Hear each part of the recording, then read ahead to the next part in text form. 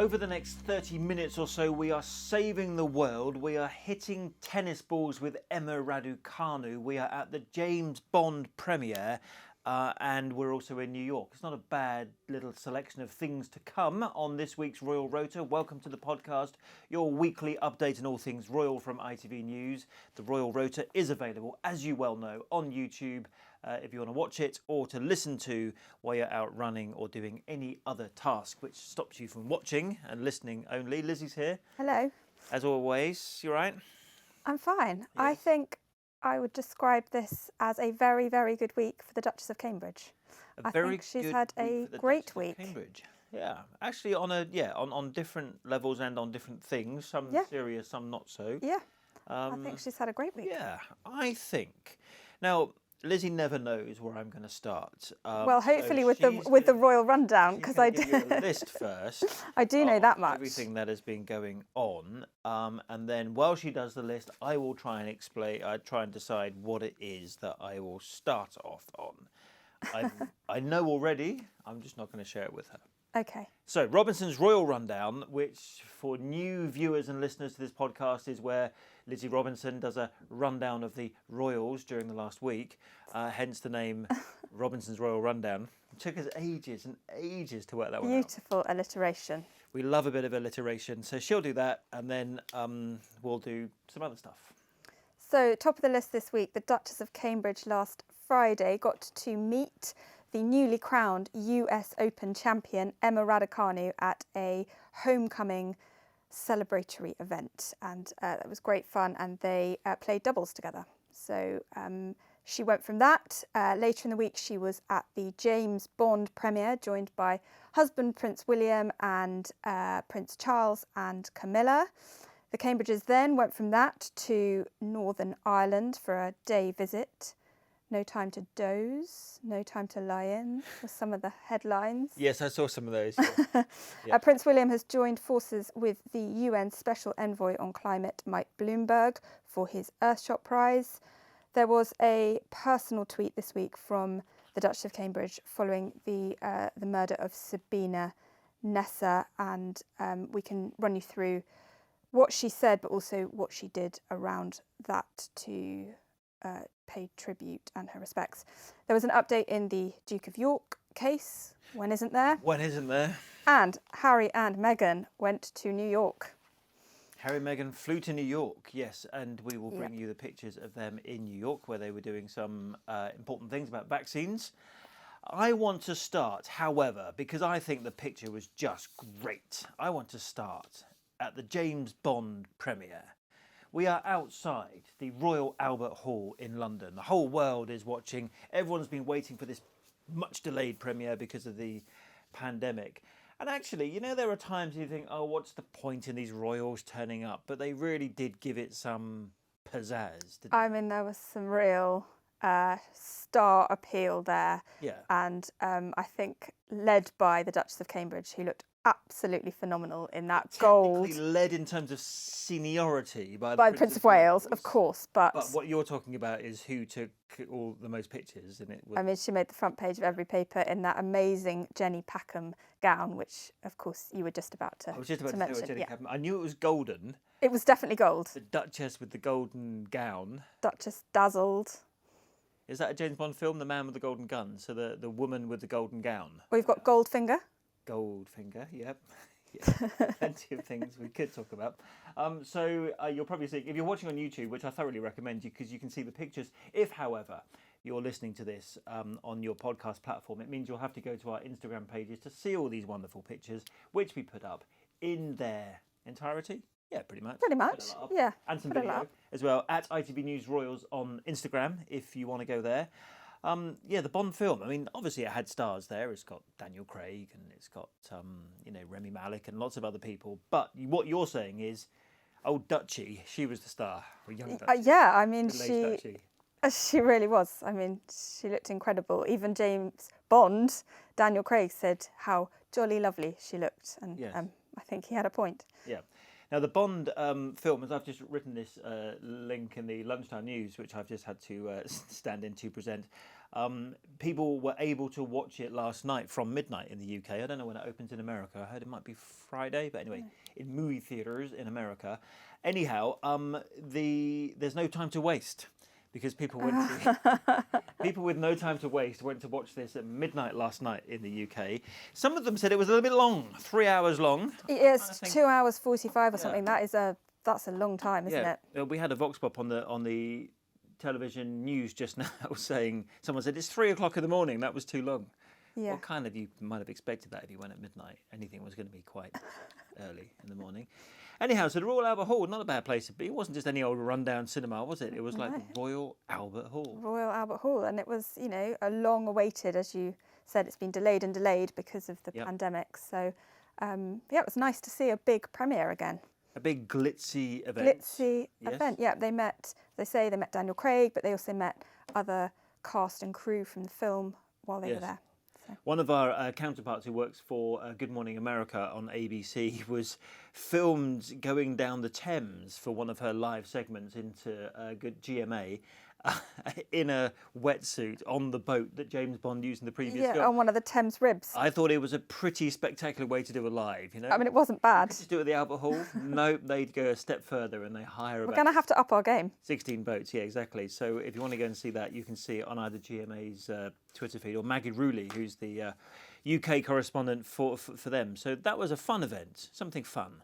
As was the tennis, actually, wasn't it? As was the tennis. And people that regularly tune into this podcast will know that I'm a big tennis fan.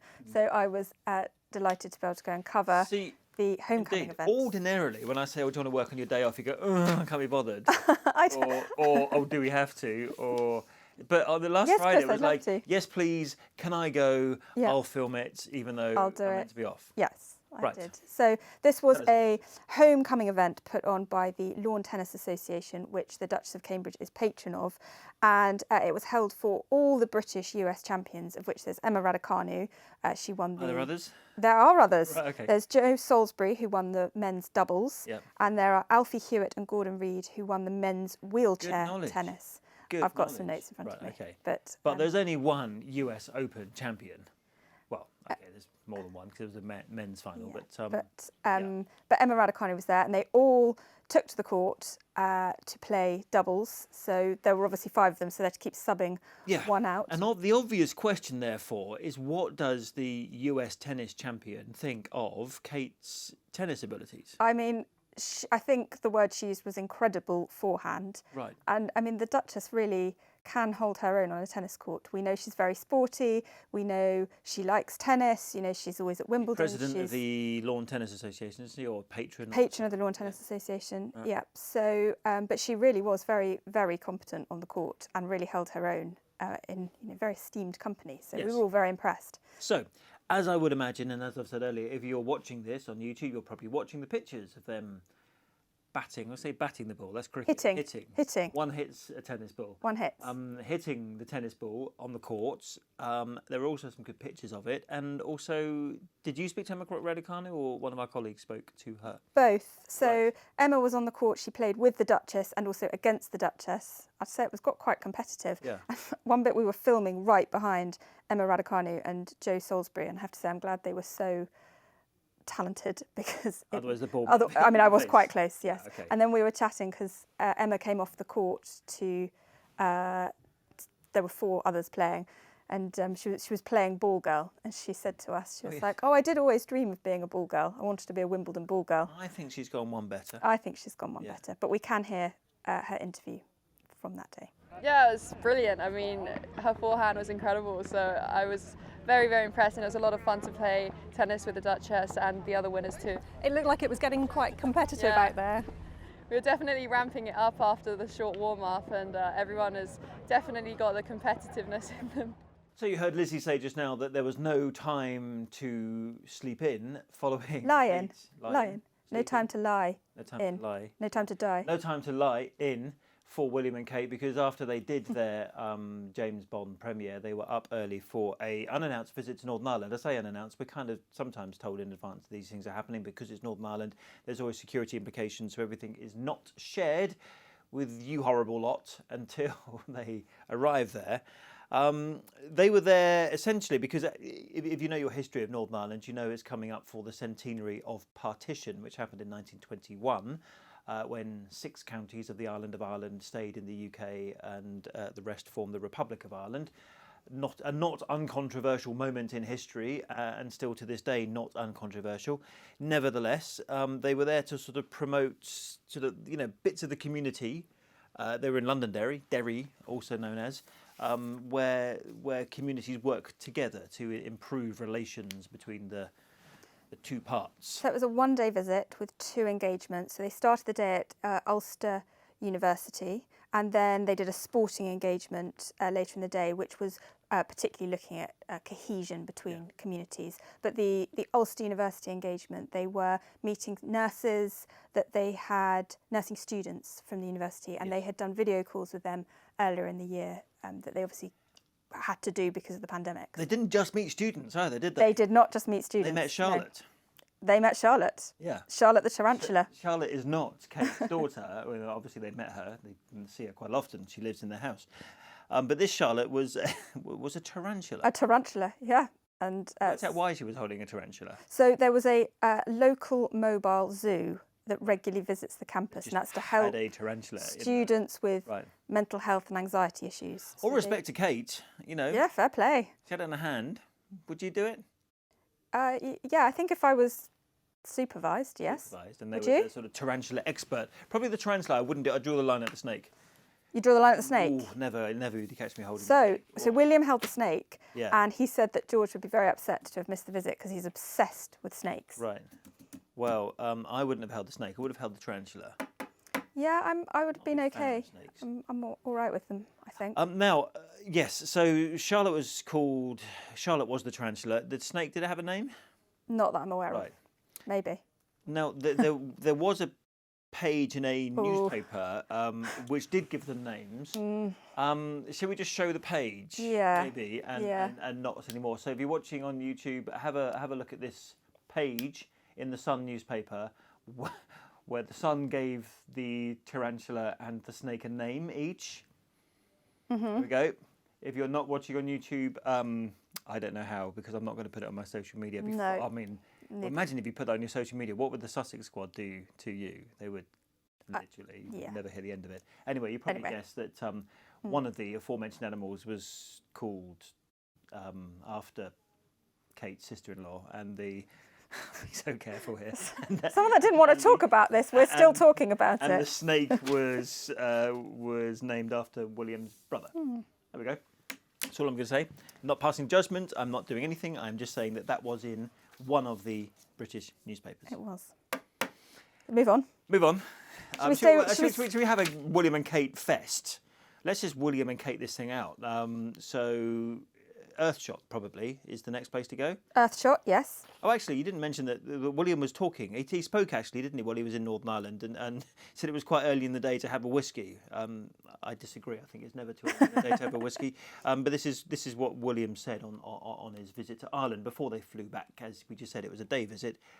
Here's his words. I haven't written anything, so I'm just going to off the cuff to say a big thank you to all of you for having us here today.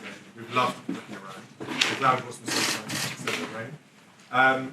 We were at the university beforehand, and it was lovely to see everyone there. We had a very warm welcome and a bit of Irish whiskey as well, which went down extremely well.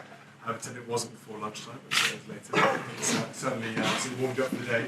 But just really impressed with what you've achieved here, you guys. Seeing all the smiley faces outside running around and enjoying the sports and having a really good time is fantastic. And I think seeing the communities come together and being able to work together, play together, have fun together is really important. It's a really strong message you're sending out here. So we wish you the best, and we wish all the funding and the planning in the future to go very well. But just well done with all the efforts, with the coaching and all the hard work everyone's put in. The back of the pandemic is not the easiest time to be doing all this, but hopefully it's refocused minds as to what's important in life, and what you're doing here is truly inspirational. So keep up with the work. So we said we'd give you a William and Kate festive news. There is quite a big thing coming up, and this actually would be a very good link to the next thing. But here, with the former mayor of New York, this little event took place. It was William and Michael Bloomberg who have written together for USA Today an opinion article. A lot of climate emergency stuff coming up. There's a couple of reasons for that. One, William's Earthshot Prize. We've mentioned it on this podcast before, where there are quite significant prize money for people who have come up with solutions to the climate crisis and other environmental matters. And the UK is hosting in the not too distant future, in fact, I think in about 1 month's time, the COP26 UN Climate Change Summit in Scotland.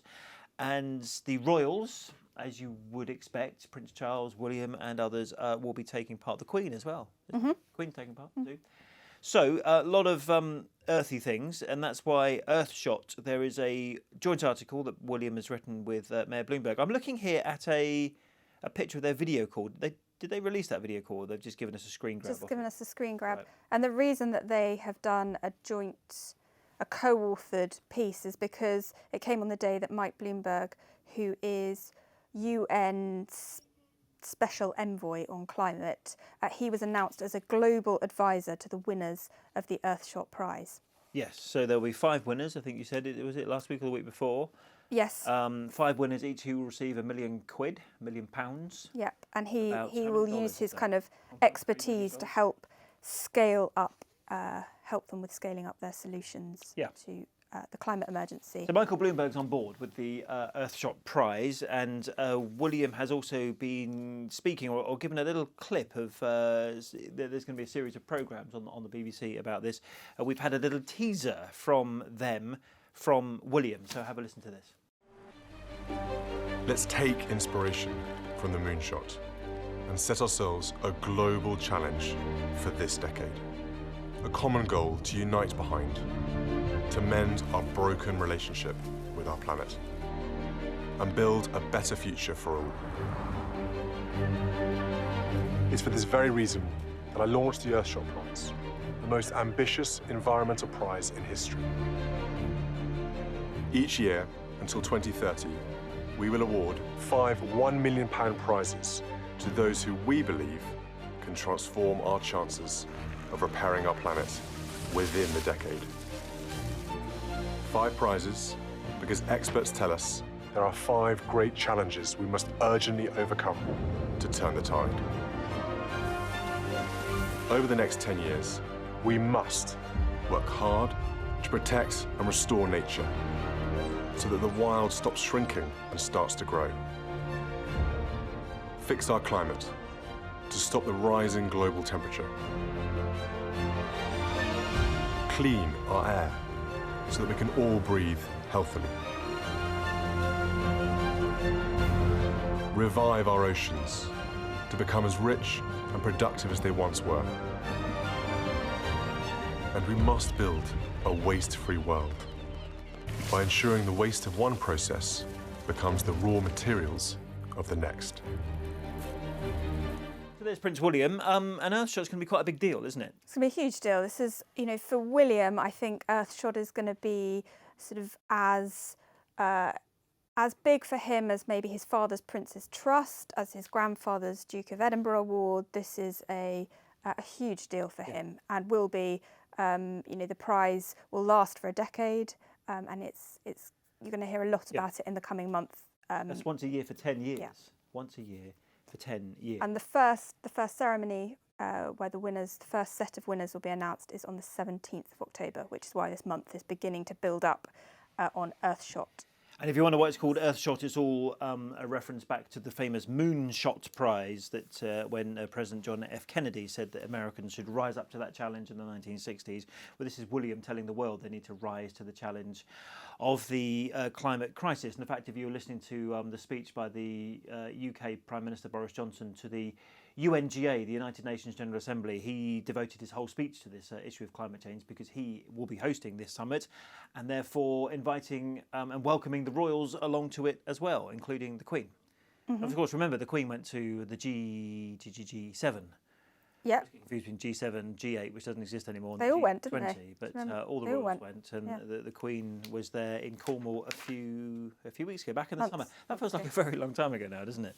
Them at the Eden Project. They were at the Eden remember? Project, Yeah. and then they sat in the chair, and then the Queen said, "Are we supposed to look like we're having fun?" yeah. Wasn't it? That's right. So Earthshot is getting big. I say warming up actually, but that's probably the wrong term of phrase when we're talking. Gearing up Gearing for that ceremony on the 17th. But over the next decade, Yeah. you're going to hear a lot from Prince William on this issue. He's going to do a lot of work around it. Mike Bloomberg was the former mayor of New York. New York is a city in the northeastern corner of the United States, and it is the same city that welcomed the Duke and Duchess of Sussex (brackets Prince Harry and Meghan) to that very place on, what day was it? Thursday last week? They went for a couple of Friday. days, Yeah. culminating in the Global Citizen Yes. Did we not talk event. about this in last week's podcast? Because I'm sure, didn't it happen on the Thursday? I can't remember what day we recorded Maybe the they just podcast. arrived in New York. Yeah. Did Anyway, we can talk about it again. Anyway, they're in.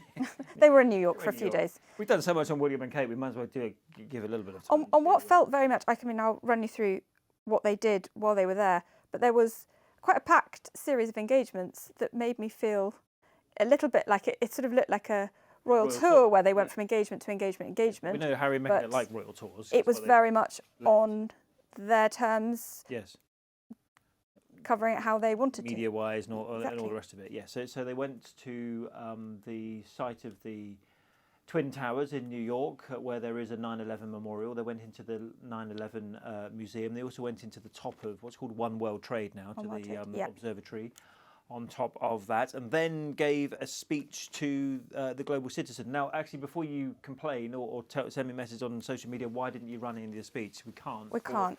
Contractual and copyright reasons and all those very difficult things, but we can show you some pictures of them at the Global Citizen event, which was coordinated with different cities around the world, wasn't it, in order to have a sort of 24-hour telethon, TV-a-thon. TV-a-thon, including some very big stars, big names. Yeah. And Harry and Meghan. I mean, And Harry, they're they were probably the biggest. pretty big names, aren't they? I'd say they're reasonably big in the terms of. They got an big names. enormous cheer when they Yeah. got on stage, but very, very. they were basically calling on, one of the things they were calling on in sort of vaccine equity is calling on pharmaceutical companies to waive their intellectual property rights on COVID vaccines, as they described the pandemic as becoming a human rights crisis. And of course, it's such a tiny fraction of the developing world has been vaccinated, while the first world, as it's sometimes referred, or the developed world, has got vaccines, or too many vaccines. So I think it's a very worthwhile campaign, and I hope it has a lot of success. They also, while they were in New York, they went and saw the US ambassador to the UN, where they discussed COVID, racial justice and raising mental health awareness. And they also visited Harlem, where they were at a restaurant and a school where Meghan was reading her children's book, The Bench. Do you remember? Yes, I remember The Bench, yes. But I've there got were... it yet, actually. Do you think I should? I can bring it. I've got a copy at home if you'd you? like me to bring it in. Thank you. Yes. Thank you very much. But there were photographs on some tabloids here in the British media, and you could see what looked like a wire coming from Harry's pocket up his shirt, and there were questions as to whether perhaps they were filming for one of their maybe Netflix, maybe Documentaries. Spotify Yeah, well, while they were there. Given Netflix and Spotify have given them so much money, Yeah. one would imagine that they would use this opportunity to Yeah. get some TV coverage or whatever it is they were trying to get, if that indeed was the case, because we don't know, because Netflix haven't said anything and nor have.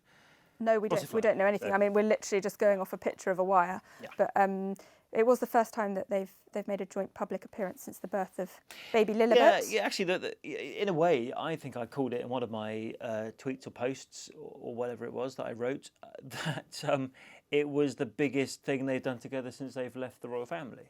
I would say the biggest public Public thing. I thing, mean, we've obviously had Oprah, and that was quite a big deal.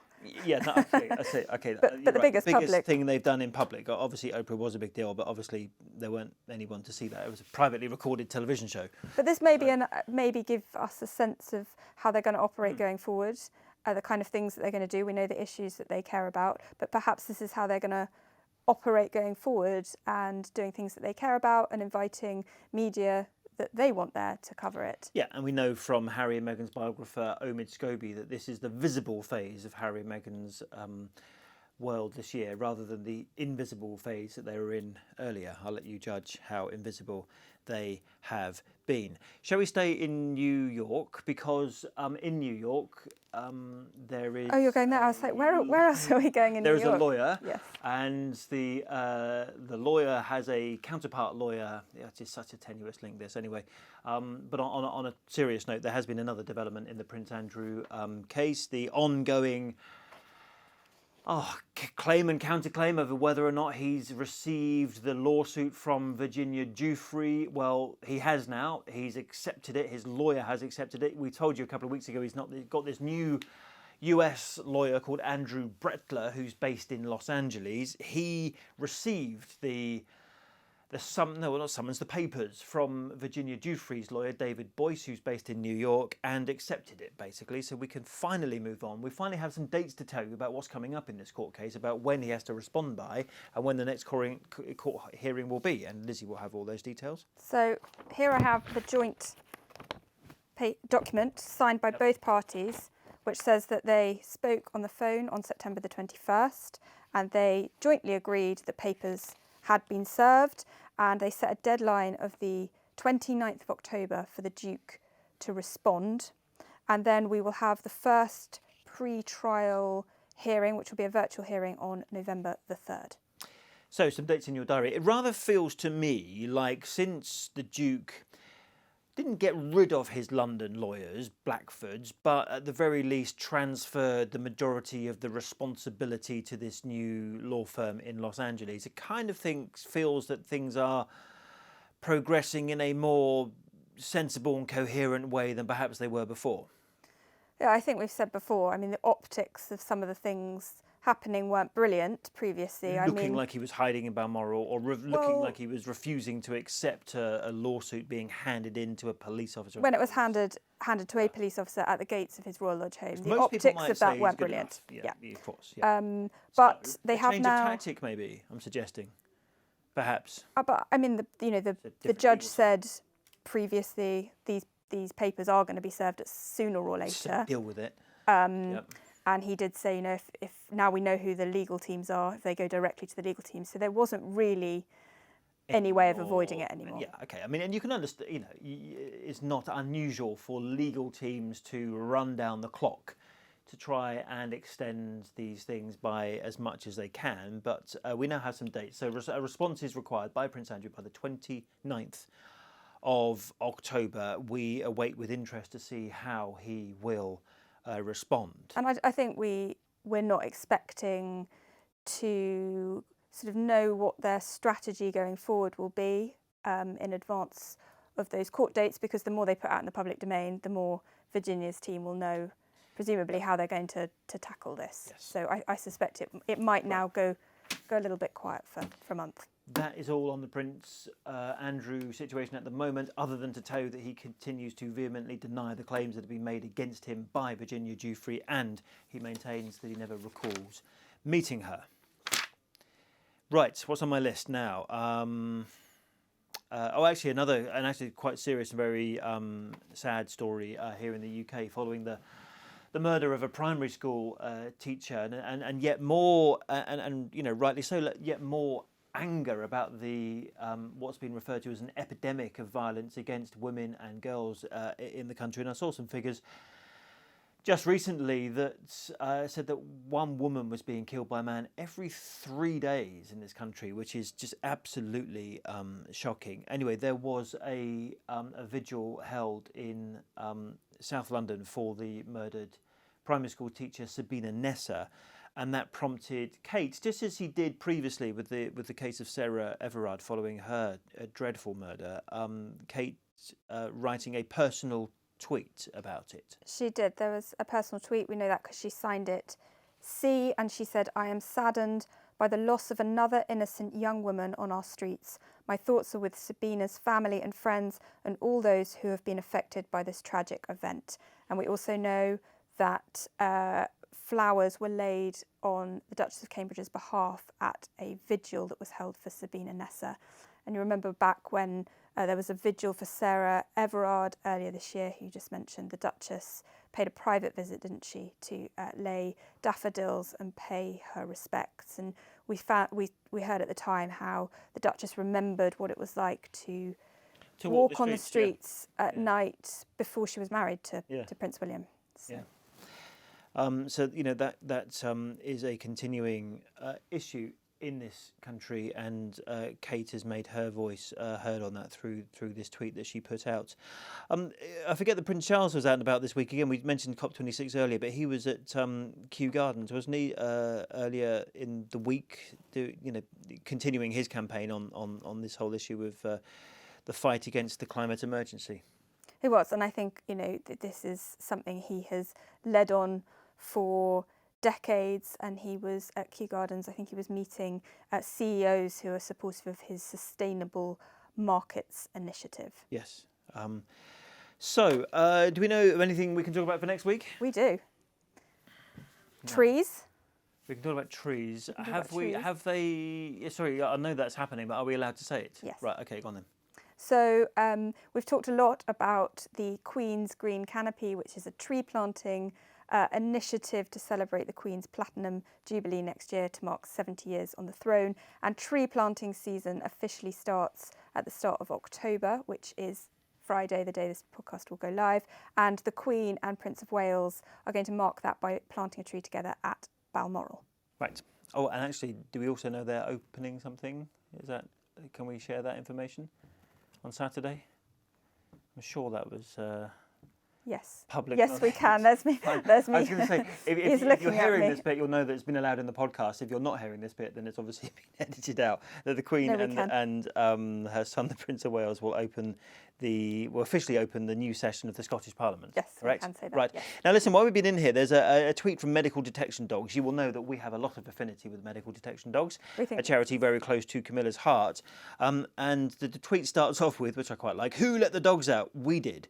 We're excited to share that our COVID-19 dogs are out testing in the field." Now, you might remember we went to see them training on how to smell COVID on a human, even if you don't know you've got it, if you're asymptomatic. These dogs are remarkable. Yeah. And do you remember you did the live with Asher, the dog? Asher, I do very much remember Asher the dog. So they're out and about, they've announced. And actually, Clarence House, as you would imagine, has retweeted it, saying, "Amazing news, the COVID-19 dogs are out and about helping to detect the virus." So that's good. I'm glad that's happened, because we went to the trials. We went to the trials very early on, and I remember them saying to us then, if this works and if we can get these dogs to detect COVID, this could be a game changer for large-scale events. And it was pre-vaccine though, wasn't it? It was when we were like very, very worried about who's got it and where it's spreading. But very good at airports, for example, if you want to sort of sniff a whole plane load of people, the dogs are there to do it. I'm just trying to work out where they are, but they haven't said.